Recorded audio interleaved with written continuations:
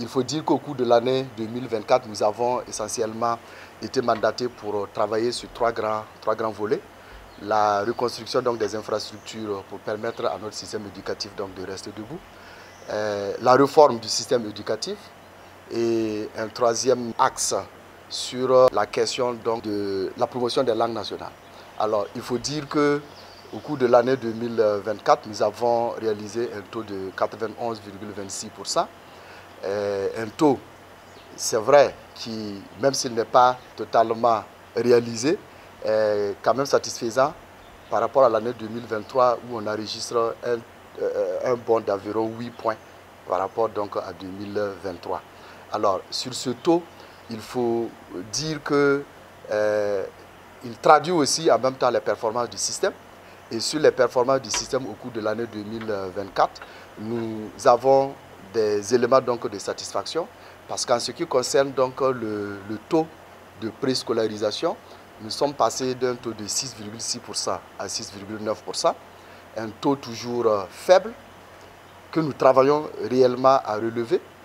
Et pour vous donner une idée, à la rentrée 2024, on avait environ 267, pour dire simplement les garderies et les crèches. En 2 mois, nous avons ouvert au cours du dernier trimestre 2024 309 CEP.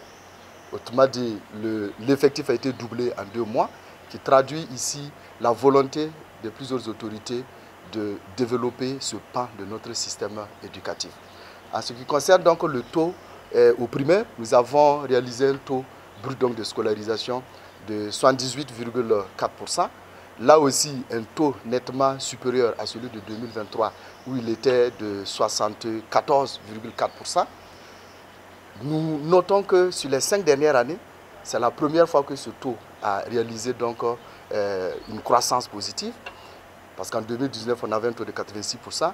Au regard donc de la situation sécuritaire, ce taux s'est nettement dégradé jusqu'à d'une année à une autre à 74% en 2023. Et nous réalisons aujourd'hui ce bond qui signifie que notre système est en train donc de se reconstituer, qui signifie que des efforts ont été faits, des acteurs ont accompli de grandes tâches. Et c'est l'occasion pour moi encore, à travers donc cette tribune de redevabilité, de rendre un hommage à tous les acteurs du système éducatif, les enseignants, les encadreurs, les partenaires sociaux, les partenaires financiers, pour tout ce qui a été fait, pour tous les efforts, pour toute cette résilience. Et je voudrais que l'enseignant aujourd'hui, dans le village le plus reculé, puisse, à travers donc cette reconnaissance, recevoir ça comme une reconnaissance de toute la nation pour ce que chacun fait à son niveau donc de responsabilité, pour ce que chacun fait à son niveau donc d'action pour que notre système éducatif reste debout.